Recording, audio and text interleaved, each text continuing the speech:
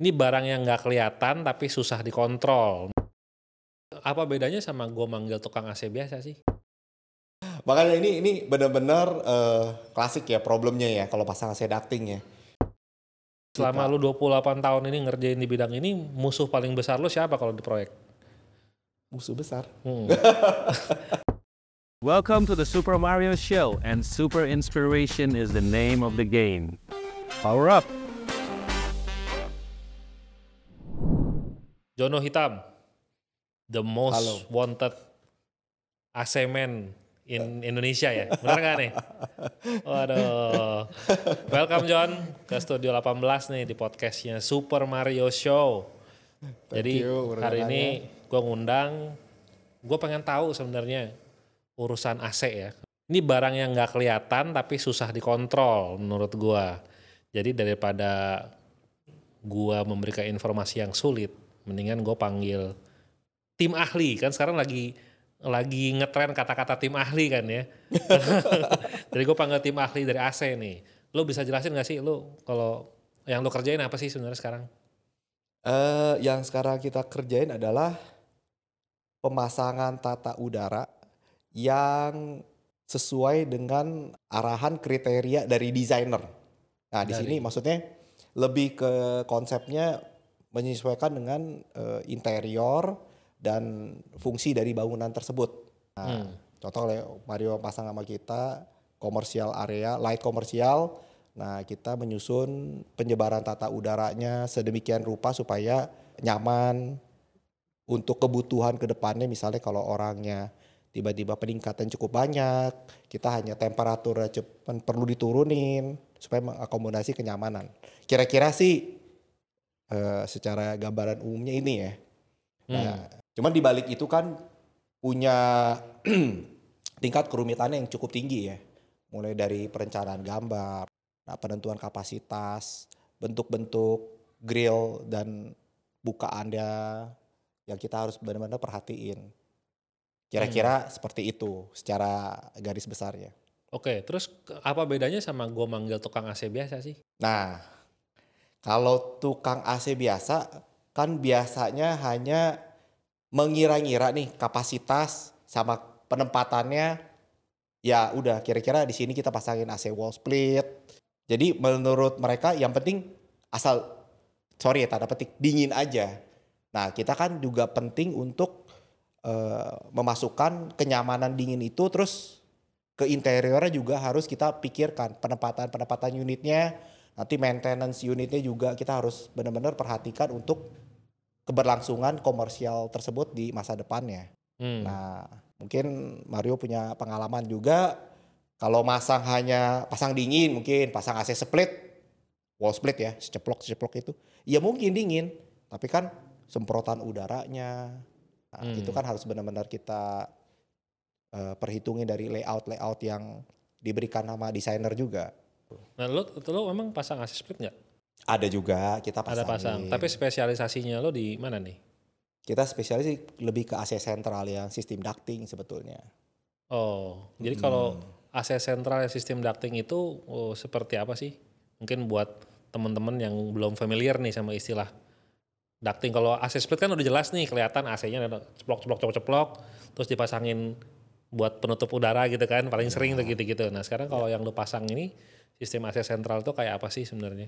Jadi AC sentral ini ya kita ada mesinnya itu tersentralisasi nih di satu tempat, misalnya di rooftop. Nah biasa kan juga teman-teman desainer fasadnya nggak mau kelihatan AC ya kan. Nah ini sistem sentral itu bisa mengakomodasi secara teknis menghilangkan tampakan outdoor di fasad bangunan. Nah, jadi kita taruh di rooftop supaya clean lah di depannya. Nah, terus kapasitas unitnya kan dia bisa ada yang cukup besar, ada yang sampai 10 PK, 8 PK. Nah, kalau di wall split kan nggak ada.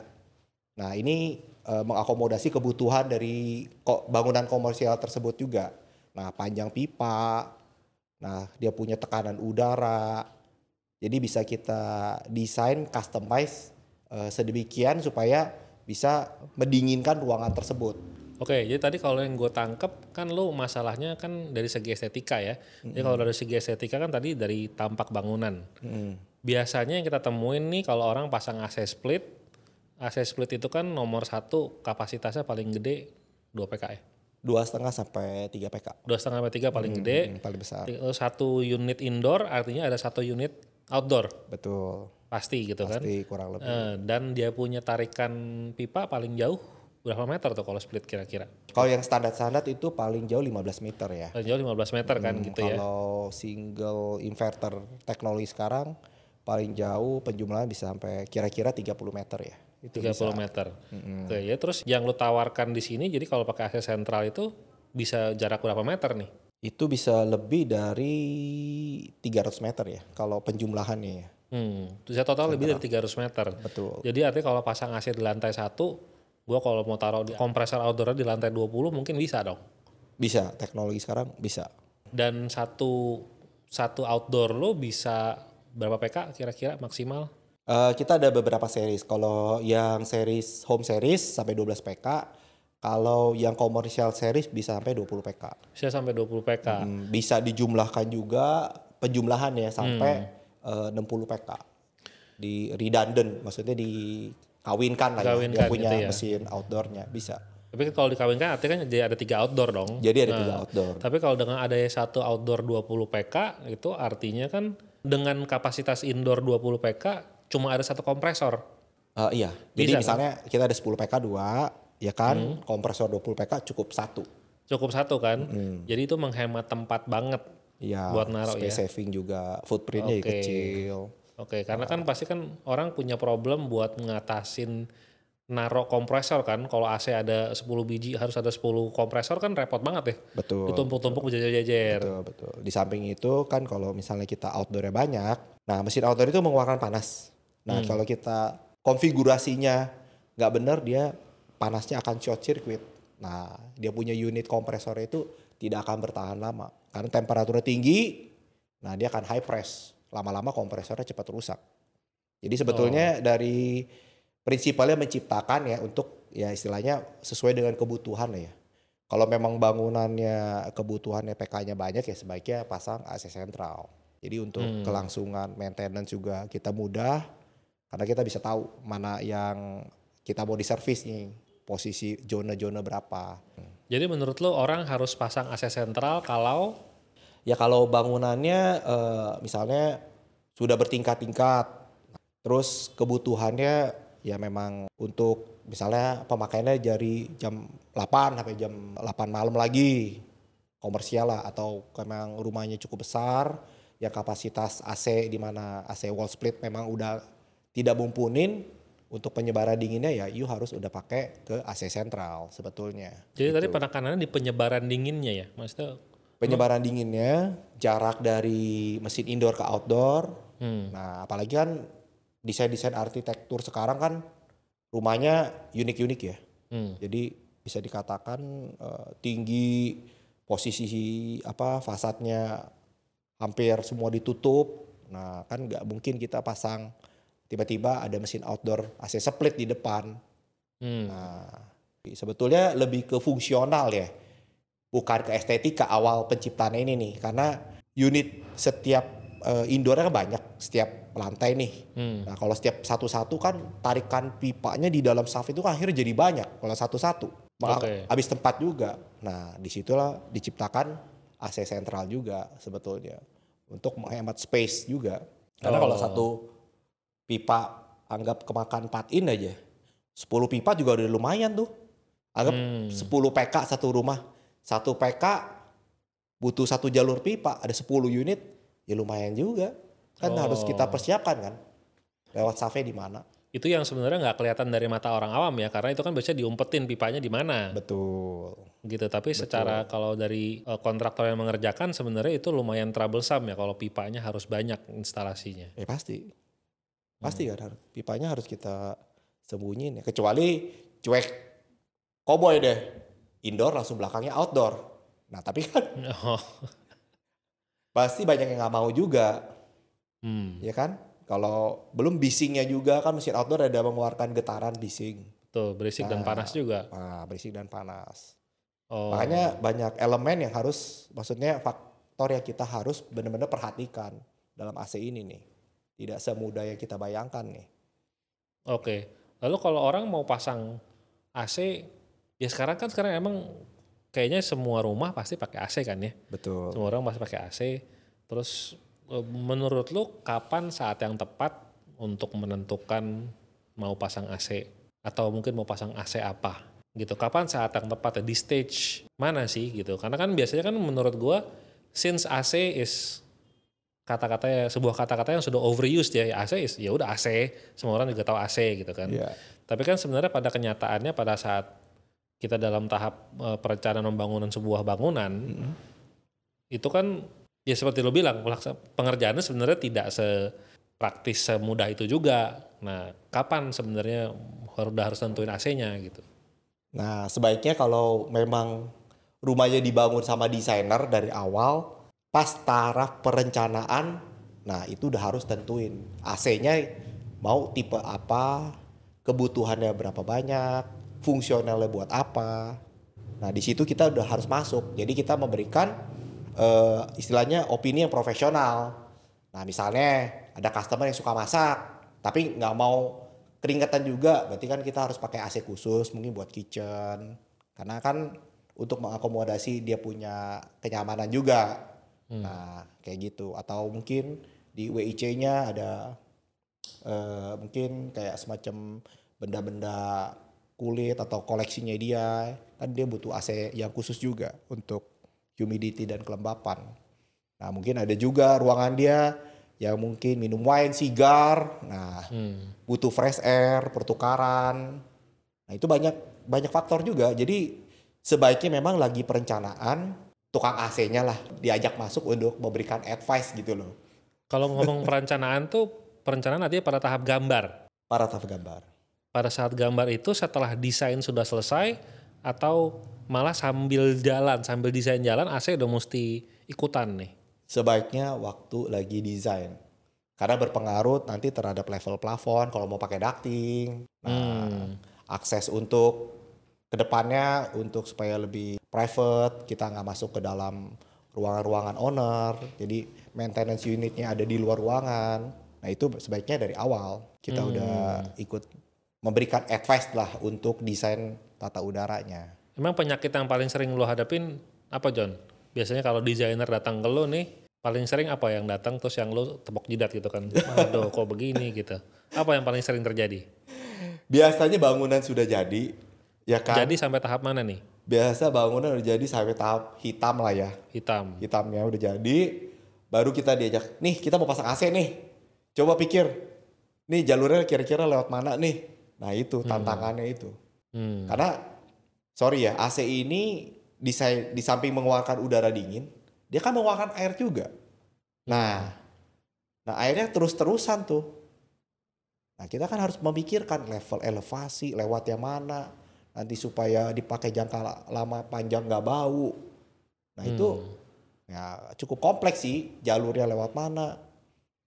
Nah itu kalau bisa sih teman-teman desainer, nah lebih aware lah ya, lebih aware. Apalagi sekarang bangunan-bangunan unik nih. Minimalis, segala, gak ada staff yang bisa kita purpose gitu loh. Ruangannya cuman clean cut. Nah, karena minimalis jadi jalur AC juga minimal iya, ya. Nah, keren kan? Sampai udah bingung mau taruh mana nih, sampai nggak kelihatan nih. Ya, itu tantangannya sih buat kita. Soalnya arsitektur Indonesia kan makin lama makin bagus, makin canggih ya. Nah, itu PR juga ya buat kita untuk bisa istilahnya mengakomodasi kebutuhan udara di negara tropis juga. Indonesia tuh pasti pakai AC. Betul. Mau seberapa indahnya bangunan, tetap pasti ada kebutuhan pakai AC. Kalau menurut saya ya. Apalagi sekarang kan polusi juga lumayan istilahnya meningkat drastis ya. Hubungannya polusi sama AC lo apa nih? Nah, jadi AC kita bisa juga di treatment untuk menyaring partikel dengan pasang filter. Bisa juga kita tambahin alat buat ventilasi untuk meningkatkan kadar oksigen di dalam sebuah ruangan. Jadi AC itu bukan cuma mendinginkan aja. Jadi bisa meningkatkan kualitas hidup dari si pemakainya juga. Nah, itu kan kita perlu perencanaan yang benar-benar detail, presisi, ya kan? Nah, kalau kita mau inject fresh air dari, misalnya kita mau ngambil dari kebun lah. Nah, kan jalur pipanya kita harus ambil dari sono. Nggak mungkin kita ngambil ke sisi bangunan yang ada di jalan raya, misalnya rumahnya di hook. Nah, hal-hal tersebut kan kita perlu pikirin. Bagaimana jalur-jalur yang kita ambil itu bisa mengakomodasi kepentingan kita dan kepentingan arsitek. Karena kan banyak jalur drain, air dia, plumbing, itu benar-benar ya kompleks sebetulnya kalau perencanaannya detail ya. Jadi ujung-ujungnya sebenarnya ya AC itu ada hal teknis yang harus diselesaikan lah, emang harus ada ya. Tapi harus diselesaikan dengan estetika yang baik. Gitu kan maksudnya. Betul. Karena kayak buangan air, buangan udara panas semua kan udah pasti ada. Betul. Cuman gimana caranya supaya terkontrol, supaya dilihatnya secara arsitektur dan interior tetap bagus. Betul. Caranya gitu, makanya harus masuk dari awal banget. Betul. Gitu. Jadi itu perlu ya di infrastrukturnya kita persiapkan lah. Infranya kita persiapkan nanti supaya ke depannya itu ya tidak bermasalah. Tidak bermasalah dalam arti ya maintenance-nya, perawatannya gampang. Kalau mau troubleshooting-nya juga kita mudah gitu. Ini kan barang mekanik yang bisa dikatakan beroperasi terus-menerus ya sepanjang rumah tersebut ditinggal. Makanya note dari saya benar-benar hal itu harus benar-benar di-aware juga dari desainer sama owner juga.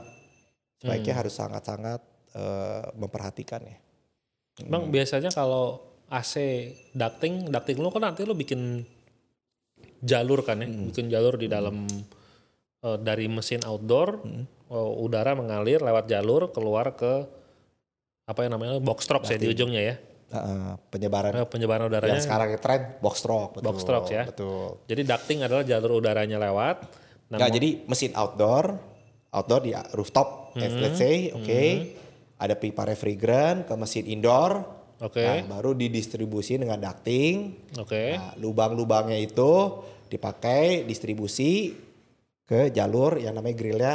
Ada butterfly grill, ada diffuser grill. Kalau kita lihat di mall kan kotak-kotak tuh.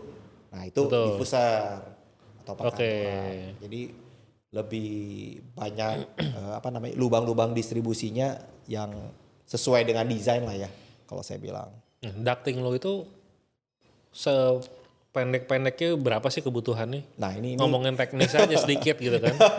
Masa kan orang awam lo ngomong ke arsitek, pokoknya lo sediain gue minimal sekian paling enggak. Jangan nyiksa gue pas udah akhir gitu kan. Iya.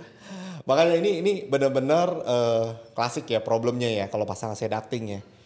Nah biasanya kita minta kalau bisa memang 30 cm clear dari balokan terbesar atau balokan terakhir lah. Balokan terendah ya. Balokan terendah. 30 cm baru plus plafon lagi. Ya baru plus plafon. Kalau bisa. Tapi kan biasanya kan wah kalau minta begitu bangunannya jadi tambah tinggi dong. Tambah mahal dong. Betul. Ya kan? Nah itu balik lagi ya ke cost, design. Ya win-win solution lah ya. Kalau rumah sekarang udah besar-besar nggak pasang AC ducting, ya sayang juga. Dia rugi-rugi energinya akan banyak. Karena sistem prinsip ducting itu kan distribusi dinginnya turun di mana, kembali di mana untuk supaya mempercepat pendinginan sebuah ruangan. Prinsip fisikanya ya. Nah begitu udara tercapai, ya sudah. Dia punya penggunaan energinya, kompresornya istilahnya RPM-nya akan menurun. Artinya hemat? Lebih hemat. Oh emang kalau AC split biasa nggak begitu? Dia lebih lama tercapainya. Karena kan antara supply udaranya dengan kembaliannya kan dia satu tempat. Dia di atas, ini di bawah. Kalau AC split ya, di bawah, nggak total di atas. Ya, dia kan perlu waktu untuk mendinginkan sebuah ruangan. Oh. Kalau kita kan kalau misalnya pasang ducting, kita bisa ambil udara misalnya sisi sebelah kanan. Yang kita ambil udara returnnya, nah supply-nya sisi sebelah kiri, kan dia blend. Oh, jadi merata. Merata, lebih cepat. merata, lebih cepat, terus suhu ruangan tercapai, Lebih stabil. outdoor mati. Ya, bukan auto mati, mempelan, mempertahankan suhu udara tersebut, kompresor. Oh, jadi artinya bisa dibilang kalau masang sistem ini sistem sentral ya namanya ya. Sistem sentral. Sistem sentral ini bisa dibilang investasi jangka panjang. Bisa dikatakan investasi jangka panjang ya. Ya, karena kan harga di depannya mungkin lebih tinggi, tapi sebenarnya secara jangka panjangnya lebih hemat. Betul, lebih hemat. Tapi bener emang ini harganya tinggi. Betul lah, karena memang lebih infrastruktur sama sistem pemipaannya lebih rumit ya. Ya kan, terus pasang ducting, ini kan lebih costly ya. Tapi semua itu dibayarkan di ke belakangnya sebenarnya hitungannya ya, bisa dibilang gitu ya. Bisa dikatakan Bisa gitu. Tapi kan kenyamanan yang penting. Ya, Mario. ya. Ya kan?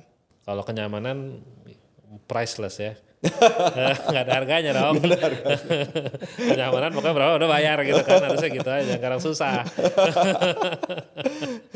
Ya itu balik lagi deh ke owner sama desainer yang lebih bisa menjelaskan kenapa mereka mengencourage harus pasang AC sentral. Tapi saya rasa memang ya kalau bangunan-bangunan sekarang sih udah harus pasang AC sentral ya. Kalau enggak ya sayang juga. Desainnya bagus, rapi, ya tiba-tiba mungkin ada AC wall atau AC kaset kan kurang estetika ya.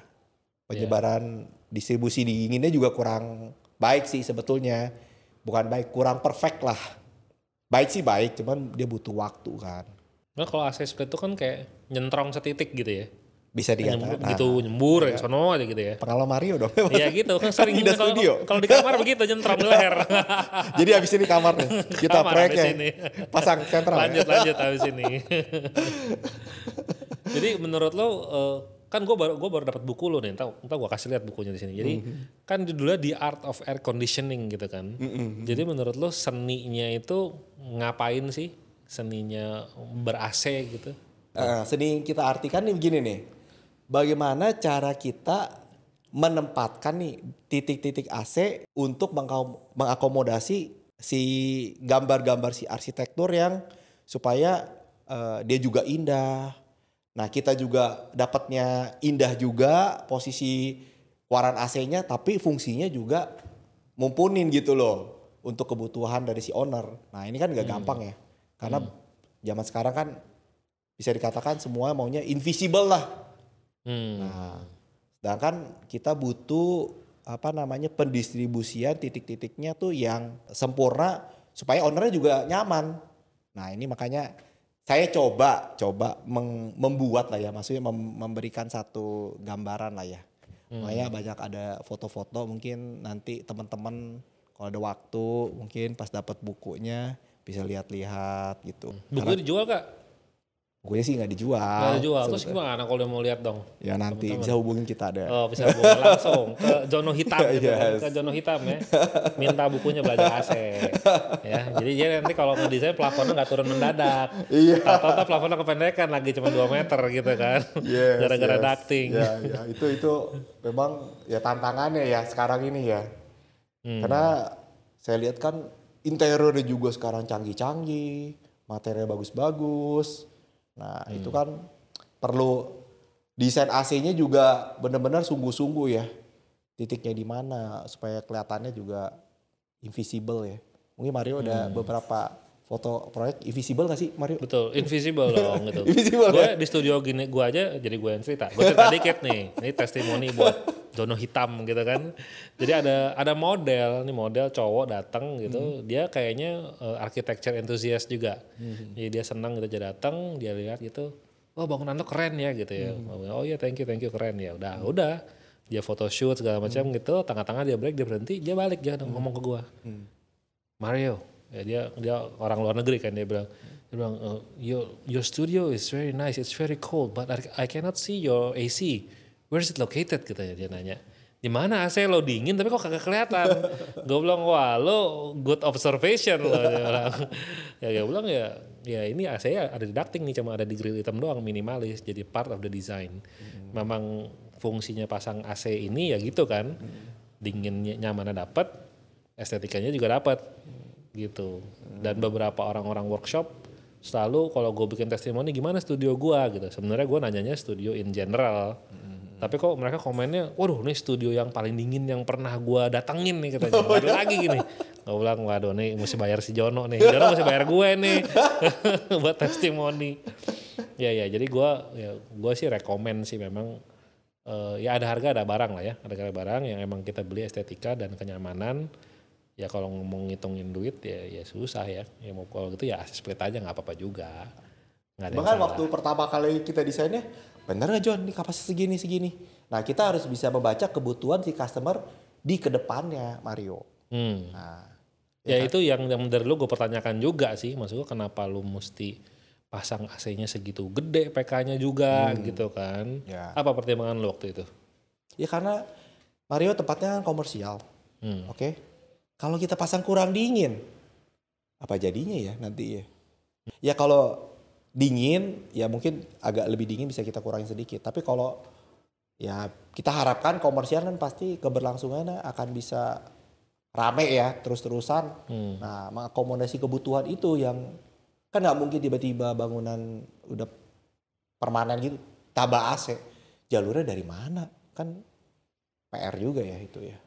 Bagaimana cara lu menghitung kapasitas AC-nya? Nah, makanya waktu itu kan kita sempat ngitung kira-kira kebutuhan orangnya bisa fluktuasi 50 apa 60 mungkin seperti itu. Kan perlu masukan dari owner juga. Nah, dari situ kita ambil kesimpulan nih. Harus pasang segini. Nah, tapi bener kan? Hitungannya? Benar. Melebihi. Melebihi ya? Kadang-kadang masak AC-nya cuma satu. Cuma satu ya? Cuma satu kadang-kadang in some occasion karena terlalu dingin. Kalau gue sih gue pasang semua karena gue beruang kutub. Tapi tim gue kadang-kadang kagak kuat katanya. Terlalu dingin AC-nya ya udah matiin satu nggak apa-apa. Mendingan lebih daripada kurang. Ya. Kurang nggak bisa ditambahin, repot gitu betul, kan. Betul. Ya itu yang harus notice juga dari yang pengguna ya. Of course. Ya itu ya advice kita sih biasa sih harusnya jarang miss lah kalau saya bilang sih. Maksudnya lu bilang lu jago nih? Jangan sih. Karena kalau tiba-tiba ya Mario ada acara apa segala kan pas akhirnya dinginnya. Yes. Ya kan? Nah itu ya mungkin experience Mario lah. Lu udah berapa tahun sih John di industri ini? Nggak lama sih, 28 tahun sih. 28 tahun 28 ya. tahun. 28 tahun itu udah sepuh sih itu kan 28 tahun. Enggak, yang lebih senior masih banyak. Kalau dari 28 tahun itu menurut lo hal apa yang menjadi apa ya? Apa sih kenikmatan lo sebagai seorang Tukang AC. AC aplikator ya, tukang AC gitu kan. Tukang AC elit. Enggak lah, kita kan enjoy juga ya. Karena ini kita bikin sesuatu yang menurut kita agak unik nih. Nggak kelihatan mata ya kan, tapi bisa membuat customer happy, nyaman gitu loh. Kalau dari saya. Jadi seperti ya grillnya batik-batik. Nah itu seneng juga sih pas begitu nyala orang yang kayak tadi. Ini AC-nya dari mana ya? Dari batiknya bisa keluar AC ya? Nah itu sebuah kepuasan juga sih buat kita. Nah, Oke. Jadi ada unsur estetika juga yang membuat lo ini ya, kepuasan lo sebagai kontraktor AC itu gitu. Apakah dari kepuasan pelanggannya atau lo emang demen urusan teknis ngoprek-ngoprek apa gimana? Karena kita lebih hobi lah, lebih aware gitu loh. Oh ini harus pasangnya mendingan di sini nih, yang tidak terpikirkan oleh si interior arsitek. Nah kita pikirin juga buat mereka gitu loh. Jadi membantu lah ya dari segi desainnya mereka juga. Itu penting banget tuh. Si arsitek kan biasanya udah pusing mikirin segala macam. Nah itu. Kalau subkonnya nggak helpful, mabok atau dia. Ya itulah salah satu kepuasannya juga ya. Wah ini bagus nih akhirnya nih. Wah good nih. Ini bisa dari sini ya. Bisa. Oh nggak kelihatan nih ya. Nah itu sebuah kepuasan sih. Nah selama lu 28 tahun ini ngerjain di bidang ini, musuh paling besar lu siapa kalau di proyek? Musuh besar. Lu berantem mulu sama siapa biasanya di proyek? Ya mostly sih ya interior sama arsitek ya. Karena ya kan mereka lebih maksudnya mempunyai pemikiran tersendiri juga. Pelan-pelan kasih tahu juga lah. Ini kalau desain seperti ini kita agak sulit nih taruh AC-nya. Bisa nggak mengakomodasi nih misalnya ada daerah duct-nya kita bikinin rumah-rumah AC. Nah, atau foyer-nya kita bisa taruh AC agak besar dikit dong, taruhnya di luar. Ya hal-hal kayak gitu kan penting juga kerjasama buat sama teman-teman desainer. Nah itu kadang-kadang PR-nya itulah bukan berantem sih, musyawarah lah, cari gambar biar ketemu. Kalau sama arsitek kan pasti musyawarah, kalau nggak dikasih proyeknya. Kalau sama subkon lain maksud gua, yang selain desainer, yang biasanya tabrakan paling dekat apa ya? Tukang AC sama apa ya paling dekat? Lighting, ada MEP kayak misalnya untuk jalur-jalur listrik, jalur-jalur plumbing itu sangat-sangat sering ketemu juga. Karena kita mau lewat ducting, dia mau lewat plumbing juga. Nah itu sering benturan juga sih hal-hal seperti itu. Atau itu biasanya udah meeting bareng nggak pas yang di awal tahap perencanaan itu biasanya? Nah biasanya kalau ada meeting awal ya kan hal-hal seperti itu minim terjadi Mario. Nah yang enggak terencana ini nih kadang-kadang nih. Masuknya di belakang semua tiba-tiba maksudnya gitu ya? Masuknya di belakang. Atau dia udah masuk duluan kita masuk belakangan. Nah itu kita agak repot. Karena kita ada batas-batas rule of thumb-nya. Geseran ducting sampai seberapa jarak jauhnya, tipisnya ducting kita juga ada rule of thumb-nya. Kita nggak bisa setipis kerupuk. Kadang-kadang ya udah tipisin, ya nggak bisa karena itu bisa noise, ya kan udaranya bisa nggak tercapai. Noise itu bagaimana maksudnya? Kan prinsip prepaid lah ya. Semakin kecil, kalau tekanan udara semakin kencang, bersuit kan? Nah, itu hal-hal seperti itu kan konteksnya lebih ke teknis ya. Kadang-kadang owner bilang, nggak bisa tuh. Nah kita bilang, nggak bisa Pak, kita ada keterbatasannya juga. PR-PR seperti itu, nah coba teman-teman desainer mulai sekarang aware nih. Jadi artinya kalau ya tetap sebaiknya memang di tahap perencanaan udah, artinya dia juga punya tugas untuk engage si pemilik proyek ya, ownernya bahwa lo harus tentuin AC dari sekarang nih, lo mau pasang apa. Betul. Karena berhubungan sama eksekusi di desainnya kan. Betul. Kalau masuk belakangan malah repot nanti. Betul.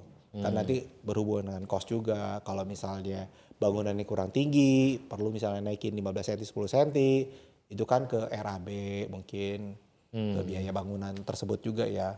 Ya tapi kalau rumahnya memang awalnya memang desainnya udah terlihat pakai ducting, ya sebaiknya mengakomodasi lah hal-hal seperti itu. Yang sekarang lo kerjain itu rumahnya rata-rata patokannya apa sih? Kalau desainer kan biasanya patokannya gue bikin rumah nih udah 500 meter, 1000 meter gitu. Kalau orang AC itu biasanya patokannya apa sih? Gue lagi pasang AC 100 PK misalnya gitu ya. Patokannya gitu ya? Gede banyakan PK apa gimana nih? Arsitek kan banyak-banyakan meter persegi. Ya. Nah kalau AC, tukang AC ini banyak-banyakan apa nih? Ya banyakan PK iya, tapi sebetulnya luasan bangunnya juga iya ya. Kita misalnya lagi pasang ada yang ya 1000, 2000. Nah, PK berpengaruh, cuman lebih ke estetikanya, penempatan AC terhadap bangunan tersebut yang kita lihat tingkat kesulitannya. Bangunannya kalau besar, kalau penempatannya simple bisa juga, tapi kalau sekarang kan bangunannya kebanyakan trap, ya kan model resort, ya model klasik, yang plafonnya ada dome. Nah itu yang kita lihat lebih ke tingkat kesulitannya ya, bukan dari besaran PK-nya sebetulnya. Artinya kalau ngomongin jumlah PK-nya banyak, belum tentu lebih mahal daripada jumlah yang PK-nya sedikit tapi instalasinya ribet. Iya bisa. Bisa gitu ya? Bisa. Jadi padahal cuma 10 PK nih, cuman jalurnya mesti gono ya, jadi mahal betul. gitu. Oke. Harus disembunyiin, jalurnya harus misalnya lebih panjang, bukaan boxworknya harus sepanjang-panjang amat gitu kan. Itu kan ductingnya akan mengelilingi. Itu penting juga. Ada juga bangunan misalnya 100 PK, cuman misalnya kalau sistemnya free blow, nah ini kan bisa hemat untuk biaya-biaya ductingnya sama ya istilahnya manpower cost-nya. Lo sekarang jatuhnya kontraktor AC ya. Sebenarnya AC itu ada desainnya nggak sih? Ada. Ada kan? Bisa nggak sih jadi gue konsultan AC doang, gue gambarin jalur AC doang, kontraktor suruh orang lain. Kayak Bisa arsitek aja kontraktor sih. bisa ya? Bisa. Tapi lebih baiknya sih design and build ya, karena lebih precise ya kalau kita ya. Lebih menyatu lah ya. Ya, ya. Pemilihan unitnya, jalurnya lewat mana. Jadi nggak banyak miskom lah kalau saya bilang. Oh, jadi Karena kita udah level design and build sebetulnya. Jadi arsitek sama kontraktor sering miskom maksud lo? Ya Mario tahu lah. Ada lah pasti sedikit-sedikit lah. Ada ya kan, manusia tidak sempurna ya gitu ya. Ada juga salah-salah. Yes. Bukan jadi salah, tapi ada lah kadang-kadang ya. Nah sekarang terakhir nih, bagaimana cara lu ngeyakinin owner untuk berinvestasi di AC sentral? Soalnya kan di mata orang awam kan cuman ya ulah AC is an everyday thing gitu kan. Ya udah pasang AC aja, pasang AC, gue pasang AC 20 juta ada dingin gitu. Tapi kenapa dia mesti invest di ducting? Ya. Memang sih ini tantangan. Jadi kita mengedukasi pertama layout dulu, kita jelasin customer dengan rumah sebesar ini, jalurnya untuk pemipaan refrigeran seperti lewat sini, nggak mumpunin untuk pakai AC biasa satu itu, oke? Nggak mumpuninya gimana maksudnya itu? Kan dari AC biasa kan ada standar pemipaannya refrigerannya sampai berapa? Nggak mungkin dong kalau kita pasang indoor di sini, outdoor ya, misalnya di daerah balkon gitu, kan jelek. Nah, kan pasti harus sampai ke rooftop. Jadi kayak apartemen kalau di balkon gitu ya? Ya, betul. Nah, kita juga edukasi nanti maintenance-nya apa, cuman hanya di area rooftop aja. Nah, AC sentral juga bisa istilahnya kan bisa digabungkan dengan smart home. Hal-hal seperti itu penting juga ya. Nah, terus yang pasti efisiensi energinya. Luas ruangannya ini kayak mau didinginkan nggak mungkin Pak. Kita pasang AC split 2,5 PK 3 biji lah Pak. Misalnya ruangannya udah cukup besar gitu 100 meter persegi. Bapak kan harus pasang AC ducting. At least ya supaya estetikanya juga dapet, pendinginannya juga cepat merata. Nah terus juga foto-foto nih Pak hasilnya nih estetika juga bagus. Ya itu juga penting ya. Nah, yang penting juga arsiteknya juga harus kita educate juga sebetulnya. Nggak cuma ownernya doang nih ya, Iya. desainernya juga harus diedukasi. Iya, karena desain itu kan lebih owner percaya ke desainernya juga ya. Oh, owner nggak percaya supplier? Ya sekarang sih percaya ya. Karena memang udah banyak juga ya rumah tinggal ya pasang AC sentral. Kita juga ada ajak misalnya calon customer ke proyek kita, ya coba lihat dah nih. Nah nanti hasil jadinya karena untuk menjelaskan istilahnya AC yang sentral atau ducting seperti ini kan nggak kelihatan. Apalagi udah di dalam plafon dengan harga yang cukup lumayan nih, ya kan apa sih ini dipasang nih sebetulnya. Nah itu kan penting ya. Nah itu kira-kira sih ya edukasinya lah. Lo pernah bawa klien ke rumah yang pernah lo pasang dulu gitu? Ada. Tapi kan mereka cuma ngeliat garis-garis hitam doang. Ya betul. Tapi kan mereka bisa kurang lebih merasakan lah ya. Oh ini seperti begini nih. Misalnya kalau di tempat tidur utama, oh ternyata udaranya nggak kena ke badan. Nah, soalnya kita susah kalau dari foto, ini nggak kena ke badan nih, nggak kena. Iya, mungkin dia iya doang. Tapi dia nggak aware nih maksudnya kita apa nih.